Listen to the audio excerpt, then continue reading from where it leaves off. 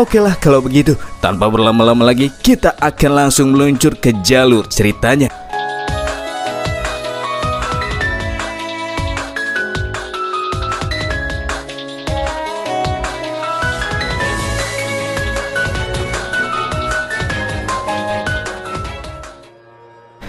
Setelah kota KG yang namanya berganti menjadi zona aman barat daya kedua telah selesai menjalani tahap rekonstruksi, kini adalah waktunya untuk memperkenalkan sosok penguasa kota yang baru kepada semua orang yang tinggal di dalam kota tersebut. Seluruh penduduk kini sudah berada di satu tempat untuk menyaksikan sang penguasa kota.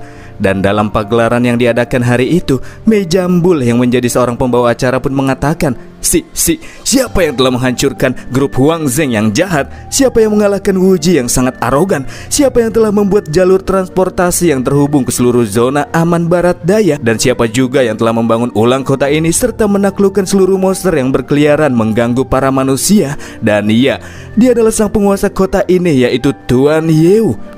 Sambutan yang baru saja disampaikan oleh Mei serta Yeu yang juga berada di atas panggung berdiri dengan gagah langsung membuat animo para warga tidak lagi bisa terbendung. Sorak-sorai yang mereka tunjukkan begitu heboh. Mereka semua berharap agar sang penguasa kota yang baru bisa berumur panjang dan terus menjadi pemimpin yang layak hingga ke masa mendatang. Muda, tampan, dan kuat, itulah aku. Maksud saya Yeu, teman-teman.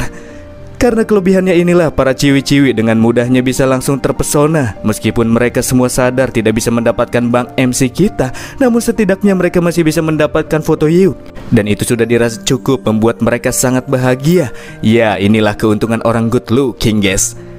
Namun di antara mereka yang merasa sangat antusias dengan sosok penguasa kota yang baru, terdapat dua orang pria yang berdiri tepat di samping ciwi-ciwi tadi.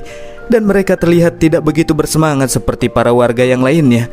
Di sini keduanya merasa apabila sang penguasa kota baru pasti akan segera menaikkan harga pajak. Sama seperti Wu Ji yang sebelumnya memberikan harga pajak yang tinggi kepada mereka, yang padahal cuma para rakyat jelata yang tidak memiliki terlalu banyak harta. Dan celotehan mereka ternyata sampai ke telinga Yeu. Jadi untuk meluruskan masalah perpajakan, Yeu selanjutnya menegaskan bahwa sebagai penguasa kota, ia tidak akan terlalu banyak berpidato dengan mengatakan hal-hal yang terlalu munafik, mengiming-imingi para warga dengan banyak janji-janji yang manis. Namun Yeu memiliki satu hal yang perlu ia katakan kepada rakyatnya. Yeu menyatakan mulai hari ini pintu zona aman ini akan selalu terbuka bagi setiap orang-orang yang tinggal di area zona barat daya. Dan selama tinggal di tempat ini, mereka akan dibebaskan dari pajak apapun selama 3 tahun ke depan. Setelah mendengar pernyataan Yeu, kedua pria yang sebelumnya tidak terlalu bersemangat pun seketika berubah dan meneriakkan nama sang penguasa kota yang baru dengan begitu keras dan bersemangat, membuat seorang ciwi di samping mereka dibuat heran kenapa para pria tersebut langsung berubah sikapnya dalam sekejap mata. Setelah acara tersebut berakhir, Yeu kini sudah terlihat bersama dengan bawahan android serta beberapa pendukungnya di dalam ruang konferensi yang masih terdapat di area zona barat daya kedua. Mereka semua dikumpulkan oleh si Jambul atas perintah Yeu, karena mereka adalah orang-orang yang Yeu pilih secara pribadi untuk melakukan pengaturan dan membuat mereka-mereka ini bekerja sebagai pemimpin pada bidang-bidang yang berbeda sesuai dengan kemampuan masing-masing. Hal ini juga dilakukan agar kota berjalan dengan semestinya. Mengatur pembagian tugas, Reyes si kepala teknisi diberikan tanggung jawab penuh atas infrastruktur serta pemeliharaan zona aman barat daya kedua, sedangkan Kanki diberikan tanggung jawab atas pembangunan bagian hiburan. Jambul bertanggung jawab atas humas dan menjadi juru kunci yang melakukan koordinasi ke berbagai perusahaan-perusahaan yang terdapat di dalam maupun luar zona aman. Poison Society bertanggung jawab atas pasukan medis dan obat-obatan. Dan yang terakhir ialah pasukan android bionik yang bertanggung jawab atas pertahanan dan keamanan kota. Dan teruntuk Nana yang juga ada di sana, Yeu memintanya untuk segera kembali ke istana untuk mempercepat proses perbaikan pesawat luar angkasa. Itu adalah tugas yang sangat penting dan merupakan salah satu dari prioritas yang sudah Yeu tetapkan. Ketika semua orang di sana sudah setuju dengan tugas yang diberikan oleh Yeu, salah satu dari mereka, yakni Poison Society yang dipimpin oleh emak, melakukan penolakan. Sambil berjalan ke arah Yeu, wanita tua yang terlihat masih sangat segar itu pun sekali lagi mengatakan jika dirinya tidak bisa membantu Yeu. Dan lagi, Yeu juga nampaknya sudah melupakan sesuatu menurutnya. Sambil mengkabedon Yeu, emak pun mengingatkan sebuah janji yang dahulu pernah wanita ini sendiri buat. Dahulu emak pernah mengatakan bahwa dirinya membantu Yeu memulihkan Nana yang terkena debuff metalisasi dari sel nanomachine. Itu bukanlah secara gratis. dan syaratnya adalah menikah dengan dirinya. Yeo melupakan semua itu seakan-akan ia seperti orang yang sedang amnesia. Makanya di sini emak kembali mengingatkannya. Di sini Yeo tidak menyangka, padahal di masa lalu ia kira wanita tersebut sedang bercanda saja, tapi sekarang ia malah tiba-tiba menagihnya. Walaupun dahulu Yeo sempat melakukan penolakan, tapi pada akhirnya ia malah mendapatkan bantuan dari emak. Fakta ini membuatnya cukup dilema. Sambil menggoda Yeo, wanita tersebut pun merasa yakin kalau Yeo ini pasti tidak akan pernah mengingkari kesepakatan mereka di masa lalu kan? Ya sebenarnya tidak menikah juga nggak apa-apa sih, tapi setidaknya emak mau Yeo maulah mabar ML Mobile Legend dengan dirinya. Karena di sini Yeo tidak memberikan tanggapan, maka bagi emak itu artinya Yeo ia anggap setuju dan mau melakukannya. Memeluknya dengan erat, emak pun langsung membayangkan saat-saat di mana keduanya akan mabar ML Mobile Legend, ngepush sampai malam, bangun pagi-pagi langsung menggas lagi, nganu. Dan emak berjanji dengan demikian pasti ia akan mematuhi dan mengerjakan tugas yang sebelumnya telah Yeo berikan. Fakta ini membuat mereka yang melihatnya agak dibuat terkejut, apalagi si Jambul yang tidak menyangka jika Yeo dan ketua Potion Society ternyata memiliki hubungan yang sangat mendalam. Di sana juga ada si Kapten Android Bionik yang akan siap sedia merapikan tempat tidur dan selimut yang habis digunakan oleh Yeo dan si emak yang push sampai pagi. Dihadapkan pada situasi tersebut, Yeo masih belum berkata apa-apa nih. Apakah ini artinya dia noob? Di saat itulah tiba-tiba saja Nana memelintir tangan si Kapten Android sampai patah untuk mengungkapkan kekesalannya. Bukan karena Nana nggak diajak mabar, akan tetapi Nana selanjutnya akan merasa tidak terima jika nantinya Yeo memiliki anak hasil mabar bersama emak. Ia khawatir jika suatu saat Yeo mempunyai seorang anak, Nana malah akan diabaikan oleh Yeo. Sebagai seorang ratu mekanik yang dewasa dan mantap, Nana tidak mau jika ia harus bersaing dengan seorang anak-anak hanya untuk mendapatkan perhatian dari Yeo. Maka dari itulah Nana takkan pernah setuju dengan permabaran di antara keduanya. Jambul yang menyadari apabila Yeo tidak bisa menghadapi wanita seperti emak pun pada akhirnya memberikan pertolongan. Ia mengatakan bahwa di dunia ini ada banyak sekali ladies yang sangat ingin mabar dengan Yeo. Jadi emak harus mengantri jika mau, dan antriannya juga sangat panjang. Jadi belum bisa ditentukan kapankah emak akan mendapatkan gilirannya. Kan Ki turut menyampaikan, menurutnya meskipun terdapat banyak pria di dunia, tapi Yeo itu cuma satu, dan Yeo juga tidak ditakdirkan untuk menjadi milik wanita tertentu. Yeo ini harus tetap single, tapi harus terus berkembang biak karena gen langka miliknya itu tidak bisa disia-siakan. Karena obrolannya semakin kesini semakin kesana, Yeo pun meminta untuk menghentikan topik pembicaraan aneh ini dan kembali ke dalam pokok permasalahan. Yeo takkan masalah jika emak tidak mau bekerja sama dengan dirinya, karena tanpa wanita itu sekalipun perkembangan zona aman barat daya akan tetap berjalan dengan semestinya. Dan justru sebaliknya, ini adalah sebuah kesempatan besar yang tidak seharusnya dilewatkan oleh Poison Society. Apalagi sekarang organisasi tersebut sedang tidak memiliki pekerjaan. Dari sinilah emak mendapati apabila sikap temperamen Yeo sudah berubah banyak bila dibandingkan dengan sebelumnya. Ia sudah bukan Yeo yang bisa lagi ia goda-goda. Dan di hadapannya, emak kini sadar jika ia tidak lagi memiliki ruang untuk melakukan negosiasi. Tapi anehnya hal ini malah membuat emak semakin menginginkan Bang MC. Mengubah pemikirannya, pada akhirnya emak pun setuju untuk melakukan tugas yang sebelumnya telah diberikan oleh Yeo. Dan selanjutnya ia akan menjalin kontak lebih banyak dengannya, dan kemudian secara bertahap meningkatkan hubungan di antara mereka. Dan itu semua akan emak lakukan hanya untuk satu tujuan, yakni mabar. Beralih ke topik selanjutnya, apa yang disampaikan oleh Yeo kali ini akan menjadi sesuatu yang sangat penting. Yeo pun menyampaikan jika zona timur sebentar lagi akan segera menyerang zona barat daya. Tapi ada yang aneh, setelah mendengar fakta akan hal tersebut, semua orang malah terlihat sangat kalem. Mereka semua tidak merasa panik sedikit pun. Dan itu tidak sesuai dengan apa yang sebelumnya sempat terpikirkan oleh Yeo. Jambul pun menjelaskan, alasan mengapa mereka semua tidak merasa panik itu dikarenakan mereka sudah mengetahui cepat atau lambat penyerangan yang dilakukan oleh zona timur pasti akan segera terjadi. Selain itu mereka semua juga yakin pasti Yeo sudah memikirkan cara untuk bisa mengalahkan musuh, dan Yeo pun membenarkannya. Selanjutnya Yeo yang kini sudah memiliki banyak CCTV monster kembali mendapatkan laporan dari seekor monster yang berisikan bahwa kurang dari 1000 km dari jarak zona aman barat daya kedua, ia melihat sekelompok orang yang berkonvoi dan sedang bergerak dengan cepat menuju zona aman kedua. Dan kemudian kita pun akan diperlihatkan dengan rombongan mobil yang dimaksudkan oleh monster tersebut. Dan iya, mereka adalah orang-orang yang dikirim oleh Victor yang dimaksudkan dengan orang itu. Lalu seperti apakah bentukannya? Pada salah satu mobil rombongan tersebut, kita akan dibawa masuk ke dalam salah satu mobil dengan terlihatnya seorang pria yang kini sedang duduk santuy di atas sofa dengan para gadis penghibur di sampingnya. Pria ini merupakan kapten tentara bayaran yang berasal dari hutan belantara timur, yakni tim Berlian Naga Racun, yang katanya kelompok ini adalah kelompok tentara bayaran terkuat di zona timur. Sedangkan kaptennya sendiri bernama Loving Devil alias Iblis yang tertawa. Apakah si iblis tertawa ini bakalan bikin kita ngakak teman-teman karena berani-beraninya menyerang zona barat daya? Di dalam mobil yang sama, selain terdapat beberapa bawahannya, ada pula sang waka dari tim tersebut yang bernama Liu Huaqiang. Di sini ia menganggap apabila zona barat daya yang akan mereka hancurkan itu hanya terdiri dari sekelompok orang-orang yang bodoh dan tidak mengetahui posisinya. Menurut pria bertopeng ini, zona barat daya juga terlalu menganggap diri mereka sebagai zona aman yang setingkat dengan zona timur, padahal mereka jauh lebih lemah dalam segala aspek bila dibandingkan dengan zona timur. Dan yang paling membuatnya merasa geli, Liu pernah mendengar beberapa informasi yang mengatakan jika fondasi kekuatan yang sangat dipercaya oleh zona barat daya itu berfokus kepada seorang bocah yang bernama Yu. Pada situasi di mana semua member dari tim tersebut merasa tidak sabar untuk melakukan pembantaian di zona barat daya, Loving Devil tiba-tiba saja mengatakan sesuatu yang membuat mereka semua kebingungan. Ia bertanya-tanya kenapa para bawahannya ini malah memasang wajah sedih. Padahal dalam tugas ini para eksekutif zona timur mengizinkan mereka untuk melakukan apapun sesuka hati mereka di dalam zona barat daya. Ya, eksekutif zona timur tak peduli dengan apa yang akan mereka perbuat di sana. Di antara mereka semua yang bisa mengetahui maksud asli dari sang kapten hanyalah wakilnya saja. Padahal jelas-jelas semua member mereka sedang merasa senang.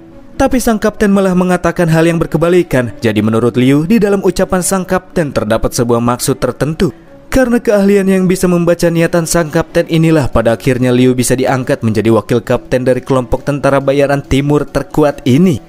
Sementara maksud asli dari Loving Devil menurut Liu adalah sebenarnya eksekutif zona timur itu tidak akan membiarkan mereka berbuat sesuka hati di zona barat daya. Oleh karena itulah, dalam misi ini para eksekutif juga mengirimkan seorang gadis yang ditugaskan untuk mengawasi gerak-gerik mereka. Dan dari arah lain nampak terlihat seorang wanita yang sedang duduk sendirian. Dan dialah pengawas yang dimaksudkan oleh Liu.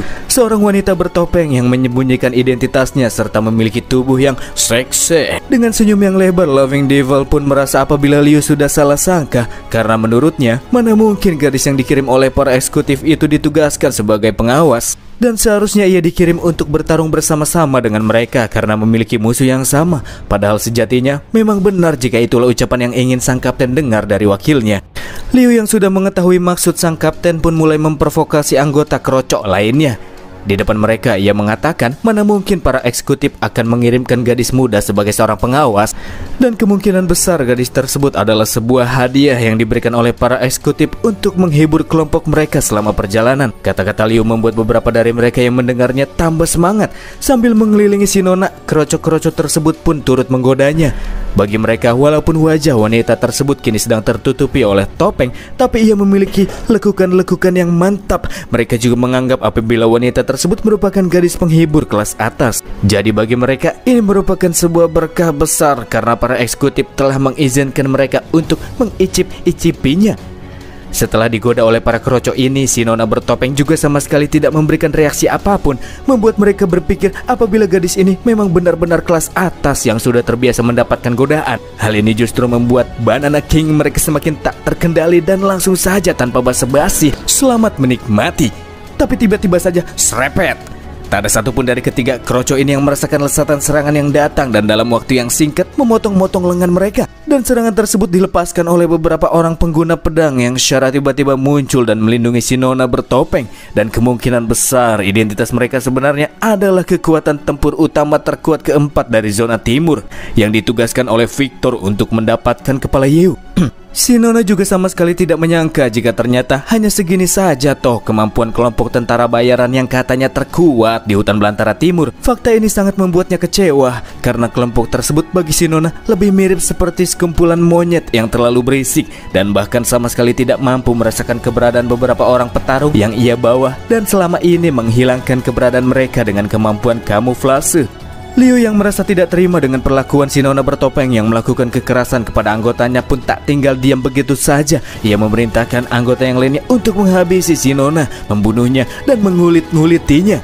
Bangkit dari sofanya, Nona bertopeng pun membalas perkataan Liu, mengatakan bahwa dalam situasi remeh seperti ini ia takkan kehilangan satu potong daging pun dari tubuhnya. Di luar hal itu, sebenarnya jika orang lain lebih kuat dari si Nona, padahal ia takkan peduli dengan apapun yang akan dilakukan oleh orang tersebut kepada dirinya. Tapi sayangnya hal itu sama sekali tidak berlaku kepada kelompok tentara bayaran yang lemah seperti orang-orang dari tim berlian naga racun ini.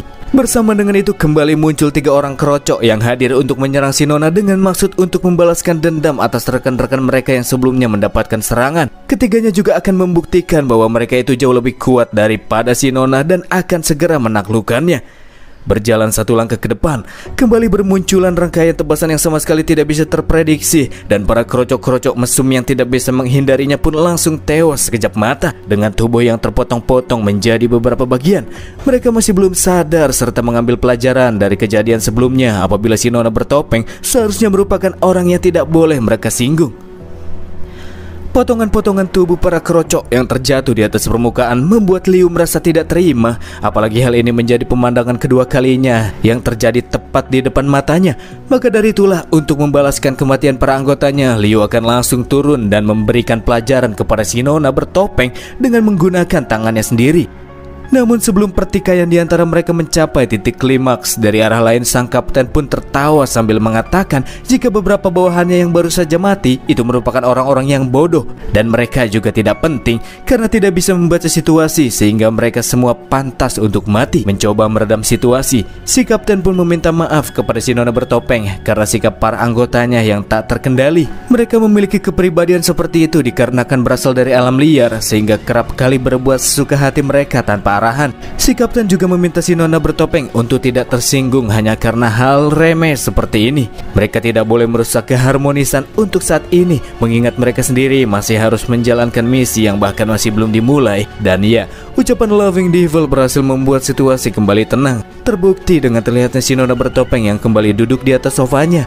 Akan tetapi si Nona menyuruh Loving Devil untuk tidak perlu belagu, apalagi dalam kejadian ini ia mengorbankan nyawa beberapa orangnya hanya untuk bisa mengetahui identitas wanita ini. Padahal bukan ini yang harus ia ketahui, karena setiap dari mereka itu memiliki tugasnya masing-masing dalam perjalanan tersebut. Sambil tertawa dengan keras, si kapten tidak menyangka ternyata si Nona bertopeng sudah mengetahui tujuan dari kejadian yang sedikit membuat situasi agak terasa panas sebelumnya. Ia pun sama sekali tidak menyangkal apa yang dikatakan oleh si Nona. Mengorbankan nyawa beberapa orang bawahannya hanya untuk bisa mengetahui identitas si Nona itu sama sekali tidak merugikan baginya. Meskipun sekarang mereka harus mengesampingkan permasalahan ini, akan tetapi di dalam hatinya Loving Devil berjanji setelah mereka menyelesaikan tugas di area zona barat daya, ia akan mencukur dan mengulit-nguliti si Nona bertopeng. Liu yang melihat tatapan mengerikan sang kapten ke arahnya pun dibuat merinding karena ia sadar jika sang kapten kini sedang menahan hasratnya untuk membunuh.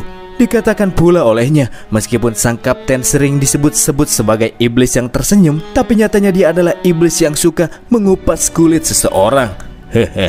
Karena dalam masalah sebelumnya Liu sudah membuat sang kapten kehilangan muka, ia merasa khawatir jika nyawanya akan segera diambil oleh sang kapten yang suka mengoleksi barang-barang yang berasal dari bagian tubuh manusia. Oleh karena itulah, agar bisa terhindar dari perbuatan kaptennya yang kelainan, Liu selanjutnya berniat untuk menangkap para manusia-manusia cantik di dalam zona barat daya dan menyerahkannya kepada sang kapten untuk menghentikan amarahnya. Kita bergeser sedikit ke mobil paling depan yang berperan sebagai pemandu perjalanan. Di sini sang driver pemandu tersebut di dalam mobil tersebut pun kini sudah bisa melihat bentuk dari zona barat daya dari arah kejauhan, yang artinya kini mereka akan segera tiba di teritorial lawan. Jadi setidaknya mereka semua harus menyiapkan diri untuk segera melakukan pembantaian. Di dalam mobil tersebut, si driver merasa jika dalam tugas kali ini mereka sepertinya sangat beruntung, karena sepanjang perjalanan mereka sama sekali tidak melihat ataupun mendapatkan serangan dari para monster-monster liar, sehingga kini mereka bisa menyerang zona barat daya dengan kekuatan yang masih prima. Sial, kalimat keberuntungan yang baru saja kau katakan sepertinya tidak boleh diucapkan dengan lantang seperti itu, karena sekarang keberuntungan kita sudah habis, ungkap si Kenek dengan wajah yang sangat amat terkejut. Bersama dengan itu, ia pun langsung menembakkan suara peringatan untuk memberitahukan para rombongan yang berada di barisan belakang jika situasi kini sedang tidak baik-baik saja. Setelah melihat tembakan suara yang berwarna merah, mereka semua pun sadar apabila sang pemandu memberitahukan kepada mereka bahwa kini di tengah-tengah perjalanan yang sebelumnya lancar ditemui sesuatu yang sangat berbahaya. Bersamaan dengan itu terjadilah gempa yang sangat terasa dan seakan-akan mampu mengguncang gunung serta bukit bebatuan yang terdapat di sekitar sana. Dan ternyata itu semua berasal dari langkah kaki para monster yang jumlahnya amat sangat di luar nastar, yang kini sedang menghalangi jalan sambil bergerak menuju ke arah di mana rombongan mobil tersebut berada. Jumlah dari para monster tersebut juga sangat banyak, dan bahkan invasi besar-besaran yang pernah mereka lihat saja tidak pernah sebanding dengan jumlah monster yang kini berada di depan mereka. Di sisi lain kita akan melihat Yew yang sudah berdiri di atas puncak bebatuan, dan ya, kehadiran para monster yang jumlahnya nggak ngotak sudah pasti disebabkan oleh ulahnya. Karena bagi Yew yang sebagai tuan rumah, ia merasa tidak enakan jikalau dirinya harus mengabaikan para tamu yang sudah susah-susah datang dari tempat yang sangat jauh. Maka dari itulah ia akan memberikan sambutan yang sangat meriah kepada para tamunya ini. Entah berapa banyakkah para monster yang kini sedang turun ke jalan, tapi yang pasti kini mereka sangat-sangat gembira karena sang raja telah mengizinkan mereka untuk menyalurkan hobi yang hampir saja mereka lupakan. Dan ya, itu adalah melakukan pembantaian. Walaupun sebelumnya Yew telah meminta kepada mereka untuk tidak menghabisi ras manusia, akan tetapi yang satu ini beda lagi ceritanya. Ketika semua mobil berhenti setelah mendapatkan informasi dari sang pemandu, pemandu tersebut pun kemudian memberikan laporan bahwasannya jumlah dari para monster yang kini menghadang jalan mereka setidaknya sebanyak 5 kali lipat dari pasukan yang kini sedang mereka bawa. Dan karena para pemandu ini tak bisa menghentikan para monster-monster, maka ia tidak memiliki pilihan lain selain mundur. Para pemandu sendiri bukan berasal dari kelompok tentara bayaran, dan mereka merupakan orang-orang yang dipekerjakan oleh eksekutif zona timur untuk memandu perjalanan. Dalam hal ini, Loving Devil merasa apabila pemandu seperti mereka itu sudah terlalu ceroboh karena terlalu tenang dan merasa segalanya akan aman dalam perjalanan mereka. Sambil mengarahkan tangan-tangan kasarnya kepada pemandu tersebut, ia juga mengatakan karena sang pemandu sebelumnya mengatakan bahwa ia sudah tak lagi mempunyai pilihan, maka itu artinya mati dan cerot. Sang pemandu pun akhirnya wafat dengan kepala yang remuk setelah Loving Devil mengeluarkan sedikit kekuatannya. Sambil tertawa, ia juga turut meminta maaf kepada si nona bertopeng atas perbuatan yang baru saja ia lakukan. Ia sendiri membunuh sang pemandu dikarenakan orang tersebut dirasa sudah membuat moral dari pasukan tentara bayaran menurun. Padahal pertarungan masih belum dimulai. Nona bertopeng yang masih terlihat duduk manis menjawab jika dirinya sama sekali tidak peduli dengan apa yang dilakukan oleh para tentara bayaran timur seperti mereka. Bersama dengan itu, sang kapten pun meminta Liu untuk mengurus masalah tersebut. Liu kemudian mencoba untuk kembali menaikkan moral para pasukannya, menyarankan kepada mereka semua untuk tidak perlu jatuh dalam kepanikan. Apalagi sebagai orang-orang yang tinggal di hutan belantara, mereka kan sudah sering bertemu dengan para gerombolan monster. Dan baginya, gerombolan monster yang kini berada di hadapan mereka itu hanyalah tumpukan daging-daging dalam jumlah yang besar dan tak memiliki pikiran. Dan sebagai permulaan, kali ini mereka hanya perlu membentuk sebuah formasi yang disebut dengan formasi sayap bangau yang mereka terapkan untuk melawan para monster-monster tersebut. Formasi sayap bangau memiliki cara kerja di mana sang komandan atau orang-orang penting akan ditempatkan pada bagian tengah dan dikelilingi oleh pasukan berat dan melebarkan bagian sayap mereka ke kiri dan ke kanan. Ini merupakan sebuah taktik formasi yang bisa digunakan untuk menyerang maupun bertahan. Dan dalam situasi yang kini mereka hadapi, ini merupakan formasi yang paling tepat untuk digunakan. Setelah moral tentara bayaran kembali naik, perang pun akhirnya terjadi. Formasi bangau yang mereka gunakan juga sangat efektif, di mana mereka bisa menghabisi para monster-monster yang menghampiri dengan cukup mudah. Dominasi yang kini mereka tunjukkan membuat mereka semakin yakin dan percaya bahwa sekumpulan monster yang tak memiliki akal itu takkan mungkin bisa mengalahkan sekelompok manusia yang memiliki kecerdasan tinggi. Ditambah dengan level mereka yang rata-rata lebih tinggi dari para monster juga semakin membuat pertarungan kini berada di pihak pasukan tentara bayaran. Dari kejadian ini, Yew sadar apabila zona timur nampaknya sudah lengah dengan serangan sambutan yang mereka terima. Dan karena lawan menggunakan taktik formasi untuk melawan para monster, maka Yew juga akan ikut dalam permainan yang kini mereka lakukan. Berkomunikasi melalui kesadarannya, Yew kemudian memerintahkan kepada sekelompok monster untuk melakukan serangan balik, berdiri di bagian depan dan membentuk sebuah formasi yang disebut dengan formasi pisau tajam. Ini merupakan sebuah formasi yang digunakan untuk menyerang lawan dengan mempertaruhkan nyawa mereka sendiri. Setelah mendapatkan perintah dari sang raja, sekelompok monster yang berada di bagian depan pun langsung membentuk formasi tersebut. Dari arah lain, seorang tentara bayaran mulai merasa ada yang aneh dengan gerak-gerik yang ditunjukkan oleh para monster. Sedangkan pria botak di sampingnya merasa apabila para monster sedang mempersiapkan diri untuk kabur dari medan pertempuran. Mengingat monster bertindak berdasarkan naluri, pasti mereka sedang ketakutan menurutnya. Tapi sepertinya anggapan si botak salah. Bukannya kabur, sekelompok monster yang kini berada tepat di depan mereka malah membuat sebuah formasi. Fakta ini membuat kelompok tentara bayaran merasa cukup terkejut, karena bagaimana mungkin bisa para monster yang tak berakal bisa membentuk sebuah formasi, dan bahkan itu bukanlah formasi bertahan melainkan formasi menyerang.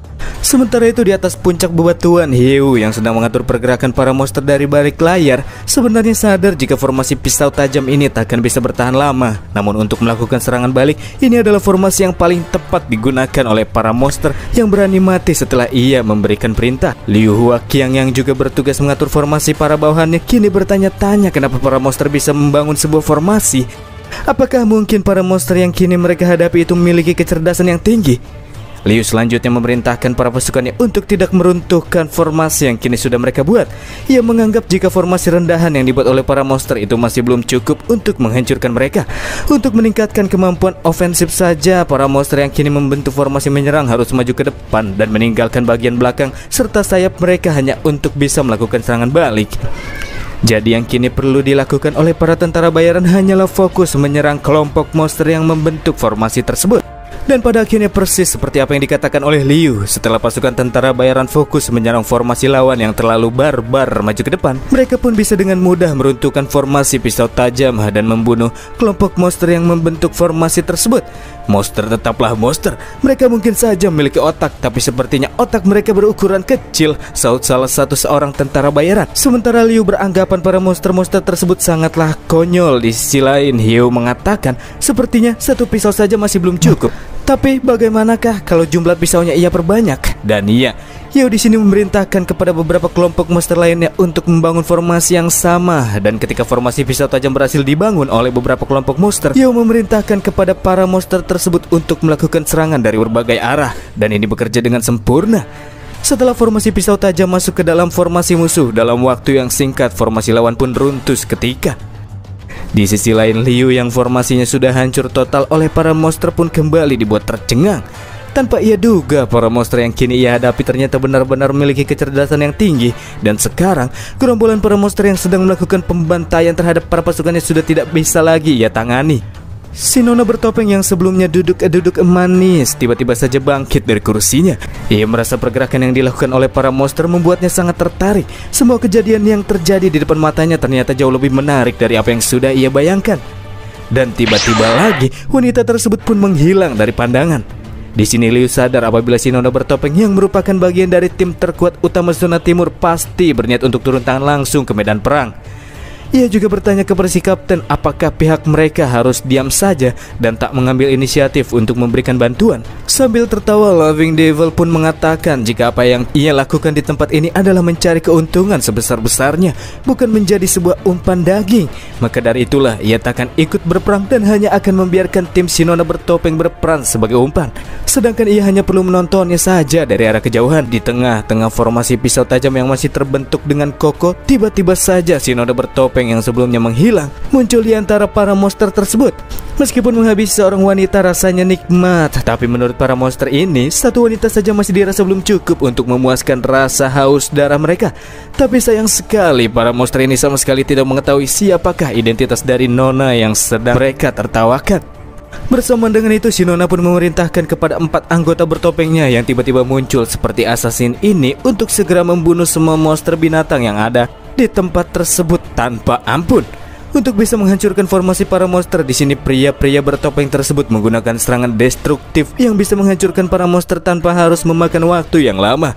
Misalnya mereka menggunakan teknologi mutakhir zona timur seperti drone-drone yang bisa menembakkan laser bertekanan tinggi dan jumlahnya lebih dari 1 tentunya, serta sebuah meriam laser penghancur yang mampu melibas banyak monster hanya dengan 1 kali tembakan. Sedangkan 2 dari mereka merupakan pengguna kemampuan elemental. Hanya dengan bermodalkan payung saja, salah satu dari mereka mampu menciptakan sebuah pusaran badai dan membuat sekelompok monster langsung berterbangan di udara. Ada pula seorang pengguna kemampuan es yang mampu menghentikan para pasukan monster dengan membuat mereka beku dan kemudian melepaskan beberapa tebasan untuk membunuh mereka tanpa kesulitan. Aksi yang ditunjukkan oleh keempat pria bertopeng yang bisa membunuh banyak monster dengan cepat sama sekali tidak bisa terhentikan. Dan bukan hanya keempat orang itu saja, bahkan si nona bertopeng bertopeng yang mengandalkan kemampuan berpedang serta kecepatan luar biasa miliknya juga sama sekali tidak bisa diatasi oleh para monster-monster kerocok tersebut. Para monster tidak bisa bereaksi dan ketika melihat si Nona bertopeng di depannya, mereka tahu-tahu sudah berdarah-darah. Di antara para monster-monster ini terdapat satu monster yang terbilang paling kuat. Ia berlevel 180 serta memiliki bentuk yang aneh. Silahkan lihat sendiri teman-teman. Dan bahkan monster merah yang satu ini juga merasa ngeri dengan kelompok musuh bertopeng yang kini sedang mengacak-acak formasi para monster. Berpikir apabila nyawanya akan segera lenyap bila terus berada di tempat ini, monster merah tersebut pun berniat untuk cabut dari medan pertempuran. Namun sebelum ia cabut, sang raja kembali memberikan perintah kepadanya agar tidak boleh meninggalkan formasi sebelum tujuan yang Yeu inginkan tercapai sepenuhnya.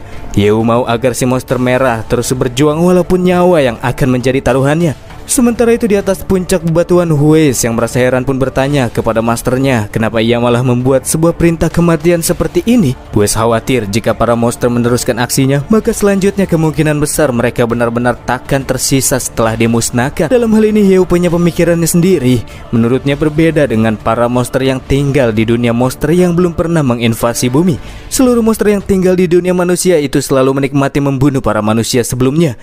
Memang saat ini mereka sudah menghilangkan rasa haus darah mereka, tapi itu hanya dikarenakan intimidasi yang telah Yeu berikan.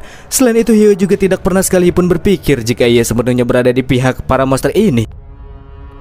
Kita kembali ke medan pertempuran. Setelah mendapatkan perintah dari sang raja, monster merah yang sekarang sudah tak peduli dengan nyawanya sendiri selanjutnya bergerak sendirian menuju ke arah Nona bertopeng dengan niat membunuh yang sangat kuat. Ia merasa jika ia membunuh wanita tersebut, maka selanjutnya 4 pria bertopeng lain akan cukup mudah untuk ditangani. Tapi tiba-tiba saja si Nona lenyap dari pandangannya. Dan tanpa disadari, tepat di titik buta monster merah muncul kilatan-kilatan yang berbentuk seperti sebuah portal teleportasi. Dan dari situlah si Nona bertopeng muncul sambil melayangkan sebuah tebasan yang bisa dengan mudah memenggal kepala sang monster merah hanya dengan 1 kali serangan saja. Kejadian pembantaian yang dilakukan oleh beberapa orang bertopeng ini menunjukkan apabila mereka tidak bisa dianggap remeh. Terlebih lagi si Nona bertopeng pengguna pedang. Menurut Yeu, wanita tersebut jelas lebih kuat bila dibandingkan dengan Wei Xuan. Sementara itu si Nona bertopeng yang sengaja turun langsung ke medan pertarungan itu dikarenakan ia merasa sangat tertarik dengan sosok yang mampu mengontrol para monster dari balik bayangan. Sambil menenteng-nenteng kepala si monster merah, ia juga memiliki sedikit dugaan. Menurutnya, orang yang bisa melakukan hal di luar nalar semacam ini pasti adalah Yeu yang legendaris. Iya kan? Bener kan? Ungkapnya. Setelah si Nona bertopeng yang berasal dari zona timur membantai para monster, terlebih lagi seekor monster terkuat yang terdapat di antara para monster hanya dengan 1 kali tebasan, ia kemudian menyerukan nama Yeu yang ia anggap telah menjadi dalang di balik penyerangan para monster yang sangat terorganisir. Di tempat lain, Yeu merasa sangat bingung tentang bagaimana mungkin bisa wanita tersebut mengetahui keberadaannya. Si Nona seakan-akan memiliki sebuah kemampuan atau mungkin bisa juga sebuah alat peraga yang bisa mendeteksi pengendalian pikiran. Melalui kesadarannya yang masih bisa terhubung dengan si monster merah yang cuma tinggal kepalanya saja, Yeu bertanya kepada si Nona bertopeng, kok bisa-bisanya dia tahu kalau Yeu yang melakukannya? Dalam hal ini si Nona hanya mengatakan bahwa wilayah zona timur itu bukanlah sebuah tempat yang terbelakang, dan juga fondasi kekuatan zona timur itu jauh melebihi imajinasi Yeu. Sambil mengangkat kepala si monster merah, si Nona bertopeng mengungkapkan jikalau dirinya merasa sangat tertarik akan fakta bahwa orang seperti Yeu ini ternyata masih bisa muncul dari zona aman barat daya yang terbelakang. Si Nona kali ini balik bertanya bagaimanakah Yeu bisa mengendalikan begitu banyak monster seperti ini. Jawaban Yeu pun mirip-mirip dengan si Nona. Bang MC mengatakan jika zona keamanan barat daya itu tidak terlalu terbelakang seperti yang dikatakan oleh si Nona, dan mungkin warisan kekuatan yang dimiliki oleh zona barat daya juga jauh berada di luar imajinasi si Nona. Bukannya merasa emosi di sini, si Nona bertopeng malah merasa semakin tertarik dengan Yeu yang dirasa terlalu berani. Si Nona juga merasa apabila Yeu itu terlalu menghabis-habiskan banyak waktunya karena tidak berani menampakkan dirinya secara langsung di hadapannya. Padahal hasil akhirnya akan sama saja menurutnya. Yeu bakalan mati-mati juga. Cuma bedanya jika bersembunyi seperti sekarang, ia hanya akan mati lebih lama. Dan karena si Nona tidak terlalu menyukai bekerja di alam liar yang bisa membuatnya bau keringat, ia meminta Yeu untuk keluar sesegera mungkin. Wanita ini ingin menyelesaikan misinya secepat mungkin. Selain itu ia juga berjanji dalam pertarungan di antara mereka berdua, si Nona akan memberikan Yeu pertarungan yang menyenangkan. Sementara si nona bertopeng mengeluarkan sebuah jarum suntik yang ia arahkan ke kepala monster, Yeo mengungkapkan bahwa dirinya yang sekarang sedang tidak berada di zona aman kedua. Dan jika si nona ingin bertemu dengan dirinya, cari aja sendiri. Oh, mencarimu ya? Ini sangat kebetulan, karena kelebihanku ialah menemukan keberadaan seseorang dengan cepat, ungkap si nona sambil menusukkan jarum suntiknya ke bagian dahi si monster merah. Entah apa yang dilakukan olehnya, namun sesaat setelah jarum suntik tersebut mengambil cairan kepala si monster itu, langsung berdampak kepada pikiran Yeo yang mulai mengalami masalah. Yeo merasakan perasaan seperti ada sesuatu yang hilang jauh di dalam lubuk jiwanya, seolah-olah jejak kesadarannya kini sedang dilucuti secara paksa. Apakah hal ini disebabkan karena jarum suntik yang digunakan oleh wanita tersebut? Dan itu bukan hanya sekedar jarum suntik biasa. Sementara Yeo merasa ada yang aneh pada jiwanya, si nona pun kemudian mendapatkan cairan berwarna keemasan dari kepala sang monster. Bersama dengan itu, ia juga mengungkapkan apabila dirinya selama ini sudah menghilangkan banyak kesadaran dan jiwa milik seseorang. Dan warna yang terkait dengan cairan yang ia dapatkan itu semuanya memiliki warna yang sangat jelek. Tapi sekarang berbeda, ini pertama kali baginya bisa melihat sebuah warna jiwa yang begitu murni dan terlihat sangat indah. Dan itu berasal dari Yeo. Sambil tertawa senang memancarkan kekuatan yang mengerikan, si nona bertopeng pun berjanji jika ia akan mengambil jiwa Yeo yang terlihat sangat murni dan akan menjadikan itu sebagai miliknya. Perasaan bersemangat dan senang yang mengalir ke seluruh tubuhnya membuat si nona kini bergetar dengan hebat. Ia menjadi seperti orang gila yang terus bergumam akan mengambil jiwa Yeo dan akan pergi mencarinya saat ini juga. Gerak-gerik aneh yang diperlihatkan oleh si nona bertopeng membuat beberapa orang bawahan Loving Devil dibuat bertanya-tanya sebenarnya apakah yang sedang dialami oleh wanita tersebut. Ia tiba-tiba saja menjadi bersemangat sesaat setelah membunuh monster, dan mereka menganggap mungkin wanita ini sudah gila. Apalagi dia juga terdengar terus mengatakan hal-hal yang sangat aneh tentang Yeo, jiwa, dan sebagainya, sambil mengangkat tinggi-tinggi kepala monster yang sedang ia pegang. Pria-pria ini sangat menyayangkan, padahal si nona bertopeng itu adalah orang yang sangat kuat dan seksi. Tapi di balik keindahan yang ia miliki, ternyata wanita tersebut cuma wanita gila toh. Tapi sialnya, sesaat setelah pria-pria ini membicarakan si nona dari kejauhan, beberapa tebasan yang sama sekali tidak terprediksi pun seketika memenggal kepala mereka dengan cepat. Dan serangan tersebut dilepaskan oleh para pria-pria bertopeng yang tidak rela ada orang-orang yang berani menjelek-jelekan si nona dari belakang. Iya, mereka akan memberikan ampunan kepada orang-orang yang berani melakukan hal tersebut dan akan langsung membabat targetnya tanpa pandang bulu. Liu yang sekali lagi harus melihat terbantainya para bawahan di tangan kelompok orang-orang bertopeng pun merasa sangat jengkel. Orang-orang tersebut terlihat sama sekali tidak memandang kelompok tentara bayarannya yang merupakan terkuat di hutan belantara timur. Maka dari itulah kali ini Liu sendirilah yang akan memperpanjang urusan dengan orang-orang bertopeng tersebut. Namun sebelum Liu melanjutkan niatnya, ia ditahan oleh sang kapten yang merasa apabila Liu bertindak sekarang, maka nyawanya lah yang justru akan terancam. Bukan tanpa alasan, karena sekarang Loving Devil sudah bisa benar-benar mengetahui siapakah sosok si nona bertopeng yang ia ketahui dari pertempuran yang baru saja terjadi. Tunggu dulu kapten, jika wanita itu terus mengatakan hal-hal aneh tentang jiwa, apakah wanita itu adalah... Ungkap Liu yang mulai menyadari siapakah identitas si nona bertopeng. Sambil tertawa kecil, Loving Devil pun menjelaskan apabila wanita tersebut seharusnya merupakan sosok pembunuh bayangan teratas yang sangat sulit untuk bisa ditangkap. Ia juga sangat ditakuti karena rumor tentangnya sering diceritakan di wilayah zona timur. Dan karena tidak ada orang yang benar-benar mengetahui nama aslinya, orang-orang memberikan julukan kepada wanita tersebut sebagai Soul Reaper. Dikatakan bahwa orang-orang yang menjadi target sasaran Soul Reaper tak pernah berakhir dengan baik, karena sang target harus merasakan sakit karena jiwa mereka harus direnggut secara paksa.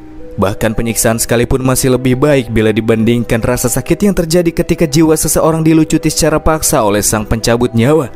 Hehehe, bocah bernama Yeo itu sepertinya sedang sial, ungkap Loving Devil dengan wajah jahatnya. Di sisi lain, sambil terus tertawa tak ada henti-hentinya, Soul Reaper atau kita sebut saja Reaper menginjeksi cairan jiwa yang ia dapatkan sebelumnya ke dalam kepalanya sendiri. Ia sangat penasaran apakah jiwa semurni dan secantik ini bisa membawanya menembus batas kekuatan miliknya yang selama ini stagnan. Dan ternyata benar saja, dalam waktu yang singkat kekuatan Reaper pun mengalami lonjakan naik secara signifikan. Kekuatan yang mengalir masuk ke dalam tubuhnya membawa perasaan nikmat yang selama ini tidak pernah sekalipun ia rasakan. Ini adalah kenikmatan tiada batas, dan membuat si nona benar-benar sangat berterima kasih kepada Bang MC kita karena sudah memberikan kesempatan si nona untuk mencicipinya walaupun hanya sebagian jiwanya saja. Momen yang kala itu disaksikan oleh para tentara bayaran naga racun benar-benar membuat mereka sangat dibaut tidak percaya, sebab Reaper bisa dengan instan menaikkan kekuatannya ketika ia menyerap jiwa milik orang lain. Itu bukanlah kemampuan yang bisa dimiliki oleh seorang manusia. Jadi wanita tersebut lebih pantas untuk disebut dengan hantu menurut mereka. Padahal Reaper hanya mencicipi sedikit jiwa Bang MC saja, tapi ia sudah mendapatkan kekuatan yang luar biasa. Lalu bagaimanakah jika ia berhasil memakan seluruh jiwa Yeu? Itulah yang membuatnya sangat penasaran. Bersama dengan itu, si Nona pun melepaskan serangan ke arah udara secara sembarang dengan menggunakan sebuah kapak modern berukuran jumbo untuk membuat sebuah portal teleportasi. Berjalan masuk ke dalamnya sambil tertawa, si Nona juga mengatakan jika selama hidupnya Yeu merupakan seorang pria yang benar-benar sangat sempurna yang pernah ia temui. Maka dari itulah untuk bisa bertatapan secara langsung dengan Yeu tanpa berlama-lama, si Nona akan segera langsung pergi untuk mencarinya. Walaupun Soul Reaper telah pergi dari TKP, namun para tentara bayaran masih bisa merasakan betapa mengerikannya wanita kuat dan gila tersebut. Dan sekarang karena Reaper sudah menentukan untuk menargetkan Yeu, para tentara bayaran ini mulai berempati kepada Yeu yang akan segera bertemu dengan si Nona bertopeng. Sementara itu Yeu yang kini sedang puyeng mendapatkan beberapa notifikasi dari sistem yang menjelaskan bahwa sebagian jiwa Yeu baru saja dilucuti secara paksa. Dan ia telah kehilangan sebanyak 1 gram dari total jiwa sebesar 21 gram yang terdapat di dalam tubuhnya. Maka dari itulah sistem memutuskan untuk melakukan perbaikan jiwa yang akan berlangsung selama 8 jam ke depan. Dan selama masa perbaikan ini, semua kemampuan akun raja akan berkurang sebesar 50%. Rasa sakit yang harus Yeu tanggung setelah kehilangan 1 gram jiwanya terasa lebih menyakitkan bila dibandingkan dengan debuff setelah menggunakan akun Shadow King. Yeu merasa nampaknya latar belakang yang dimiliki oleh si Nona bertopeng lebih rumit dari apa yang telah ia bayangkan.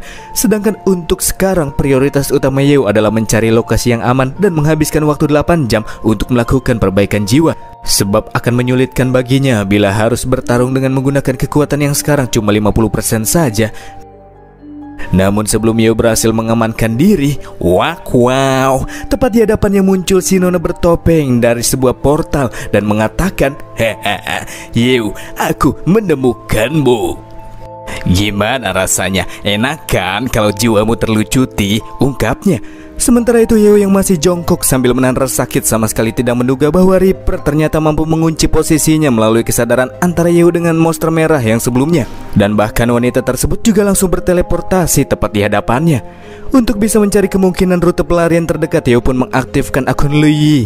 Namun sayangnya karena kemampuannya kini sedang melemah, mencari rute pelarian dengan menggunakan akun tersebut akan memakan cukup banyak waktu.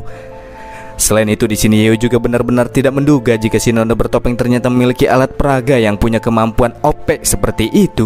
Dan dari sinilah diketahui apabila alat peraga yang digunakan oleh wanita tersebut merupakan salah satu warisan dari zona timur, di mana orang-orang zona timur menyebutnya sebagai artefak Yuanchu.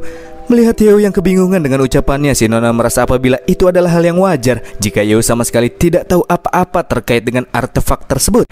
Dan sebagai bayaran atas jiwa Bang MC yang sangat lezat, Soul Reaper pun akan menjelaskannya secara detail. Dikatakan, semua catatan sejarah yang telah ditemui oleh zona timur menyimpan beberapa fakta akan rahasia yang sangat penting, yang diantaranya di awal terjadinya era Earth Old Age, selain kemunculan sistem tak terlihat yang seakan-akan telah mengatur dunia, bermunculan pula para makhluk dunia lain yang melakukan invasi secara tiba-tiba, serta sejumlah equipment dan item-item pun mulai bermunculan. Dan itulah awal dari kemunculan artefak Yuanchu, sekumpulan artefak yang terdiri dari equipment atau alat peraga yang sangat kuat dan langka. Artefak-artefak ini didapatkan secara tidak sengaja oleh pemiliknya. Namun dengan memanfaatkan artefak-artefak ini, pada akhirnya umat manusia bisa bertahan dari krisis dan bisa sebanding dengan kekuatan para bos dunia yang berupaya untuk melakukan pemusnahan setelah para pemegang artefak tersebut mengembangkan kemampuan mereka. Itulah mengapa mereka yang memperoleh senjata dan alat peraga ini secara alami akan menjadi pemimpin setelah akhir dunia. Dan itulah asal muasal mengapa semua benda tersebut diberi nama artefak Yuanchu. Senjata yang sedang digenggam oleh Soul Reaper juga merupakan salah satu artefak Yuanchu, dan ia mendapatkan artefak tersebut setelah menghabiskan banyak sekali biaya dan jasa yang tak terhitung jumlahnya. Tidak peduli seberapa kuatkah Yeu, tetap saja ia takkan bisa menentang sebuah aturan yang terdapat di dalam senjata tersebut, ungkapnya. Yeu tidak menyangka jika selama ini zona timur telah lama menyembunyikan fakta sebesar ini. Tapi yang membuatnya heran, kenapa Soul Reaper malah memberitahukan rahasia sepenting ini kepada dirinya. Dan iya, tentu saja si Nona tidak mengatakan itu secara gratis. Anggap saja itu sebagai kompensasi yang diberikan olehnya. Karena selanjutnya, si Nona yang masih belum puas setelah menikmati sebagian jiwa Bang MC akan memanen semua jiwa Yeu mulai dari bagian atas sampai ke bawah, memakannya tanpa sisa. Bersama dengan itu, wanita tersebut dengan gembira mengangkat senjatanya tinggi-tinggi dan mengarahkannya langsung kepada Yeu. Pada situasi tersebut, Yeu sadar betul jika posisinya kini sedang kurang menguntungkan.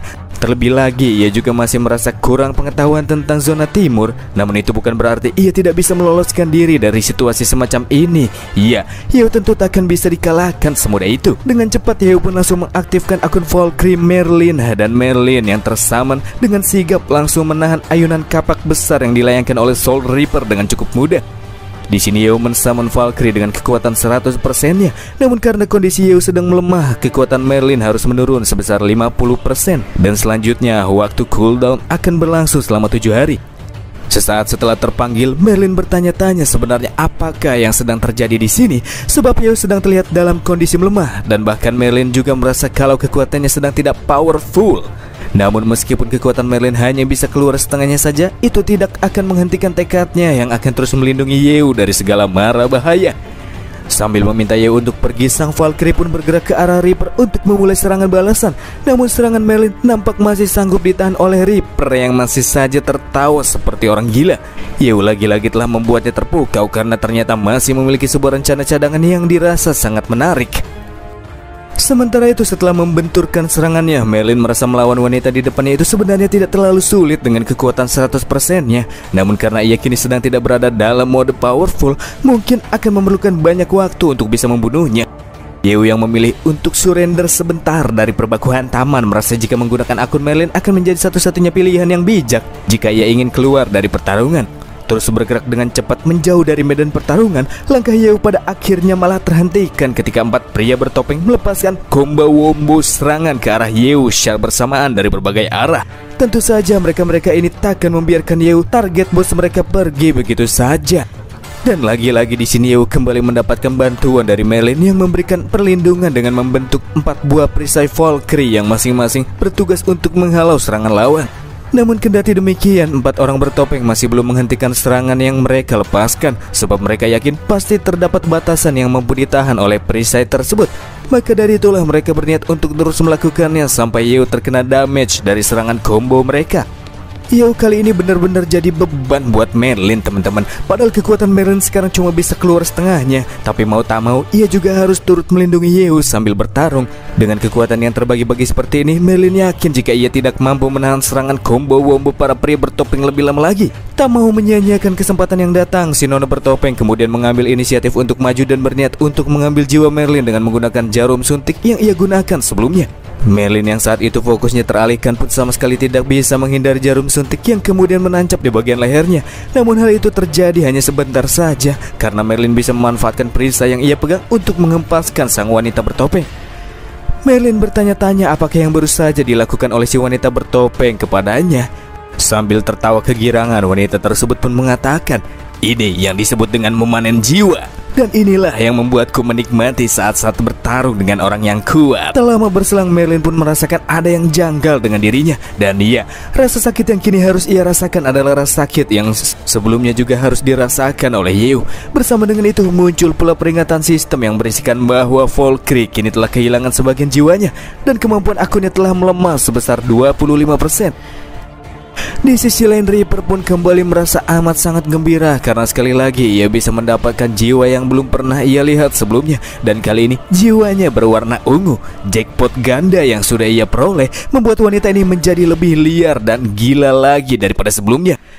Setelah mendapatkan sebagian jiwa Merlin, Reaper pun meninggalkan sang Valkyrie begitu saja dan lebih memilih untuk bergabung dengan para pria bertopeng dan berniat untuk segera memanen jackpot utama yang sedari awal sudah ia targetkan, dan itu adalah Yeu. Karena jika belum mendapatkan jackpot utama, Reaper masih belum bisa merasakan kebahagiaan ganda yang sebenarnya. Sama halnya dengan Merlin yang juga langsung berdiri tepat di depan Yeu untuk memberikan perlindungan. Dan karena sang Valkyrie merasa jika waktunya sudah hampir habis, di sini ia akan menggunakan sisa-sisa kekuatannya agar selanjutnya Yeu benar-benar bisa terbebas dari mara bahaya. Ketika Merlin mengangkat senjatanya ke arah langit, pedang tersebut pun mengeluarkan cahaya suci yang begitu terang dan begitu tinggi. Tak perlu memakan banyak waktu yang lama, kemudian terlesatkanlah sebuah extreme skill Vow of Victory yang tertuju langsung ke arah 5 orang bertopeng di hadapannya. Ketika Nona bertopeng dilalap oleh skill tersebut, ia pun merasa heran bagaimana mungkin bisa Merlin masih memiliki kekuatan yang sangat super seperti ini. Padahal jiwa Merlin sudah ia ambil sebelumnya. Skill yang dilepaskan oleh Merlin pun menyebabkan sebagian arena pertarungan hancur tak berbentuk, dan ledakan yang tercipta menyebabkan area pandangan tertutupi oleh asap-asap yang mengepul di udara. Sesaat setelah asap-asap tersebut menghilang, nampak terlihat kelima orang yang terkena skill Merlin sudah terlihat tidak baik-baik saja. Darah mereka yang tersisa hanya tinggal 15% saja. Tapi anehnya di sini beberapa dari mereka masih bisa tertawa karena skill tersebut tidak menyebabkan kematian secara langsung. Agar Merlin tidak kembali jatuh dalam kegilaan dari penggunaan kekuatan 100%-nya, sistem pun secara otomatis menonaktifkan akun Valkyrie. Ketika tubuhnya mulai menghilang, Merlin juga meminta maaf kepada Yeu karena lagi-lagi dirinya masih belum bisa melindungi Yeu dengan menggunakan kekuatannya. Namun Bang MC tidak berpikir demikian. Karena Merlin sudah mengulur waktu untuknya, sekarang Yeu sudah berhasil menemukan cara untuk bisa memecahkan situasi tak menguntungkan ini. Sementara itu di sisi lain, si Nona bertopeng nampak terlihat mengaktifkan sebuah magic kristal misterius yang berwarna hijau. Dan setelah dipecahkan, darah semua orang di pihaknya pun kembali full seperti sedia kala. Dengan bangga, wanita tersebut juga kembali menerangkan bahwa fondasi zona timur itu jauh melebihi apa yang bisa dilakukan oleh orang-orang kampungan seperti orang yang tinggal di zona barat daya. Dan selama mereka masih memiliki separuh nafas yang tersisa, orang-orang zona timur masih bisa kembali bangkit dan tak terkalahkan seperti apa yang ia tunjukkan kepada Yeu sekarang. Namun si Nona tidak bisa menyangkal apabila pertarungan yang melawan Yeu kali ini benar-benar sangat menyenangkan dan membuatnya merasa sangat bersemangat. Di sini ia juga mengizinkan kepada Yeu untuk kembali menggunakan trik-trik lain dan jangan ragu untuk menunjukkannya. Namun dengan kondisinya yang sekarang, Yeu tidak akan mengambil resiko untuk melanjutkan pertarungan. Maka dari itulah pilihannya yang tepat adalah cabut dari TKP dengan menggunakan Demon Wings kabur melalui jalur udara. Yeu akan membuat sebuah pertaruhan karena lawannya kali ini terlihat sedang main-main dengannya. Karena dalam masa perbaikan jiwa, kecepatan terbang Yeu juga harus terkena nerf setengahnya. Dan dengan kecepatan terbang seperti ini, si Nona bertopeng merasa apabila ia masih bisa mengejar Yeu meskipun ia sendiri tidak bisa terbang.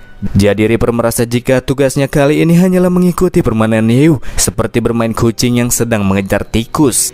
Sambil mengejar Yeu yang terbang di udara, Soul Reaper bertanya-tanya kemana lagi Yeu mau melarikan diri. Padahal harapan yang samar kan seringkali lebih menyakitkan bila dibandingkan dengan keputusasaan total, ungkapnya. Dan Yeu yang kabur seperti ini hanya akan membuat si Nona semakin mendambakan rasa kenikmatan di saat ia melahap seluruh jiwa Yeu. Namun Yeu merasa hal ini sangat bagus karena si Nona bertopeng tidak mengambil kesempatan untuk melancarkan serangan kepadanya. Maka artinya sekarang Yeu sudah berhasil memenangkan pertaruhan yang ia buat. Setelah beberapa saat dan lokasi kini sudah berpindah di antara dua buah pegunungan, muncullah kabut-kabut tebal yang menutupi pandangan. Dan tanpa ragu Yeu pun terbang masuk ke dalam kabut-kabut tebal tersebut.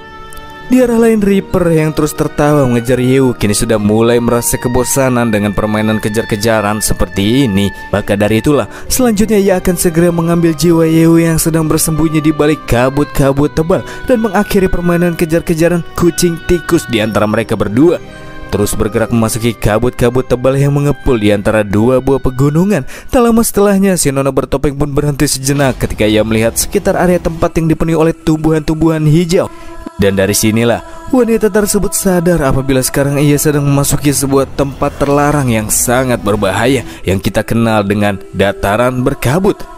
Sialan, apakah ini memang keberuntungannya saja ataukah Yeu ini sudah benar-benar merencanakannya sedari awal?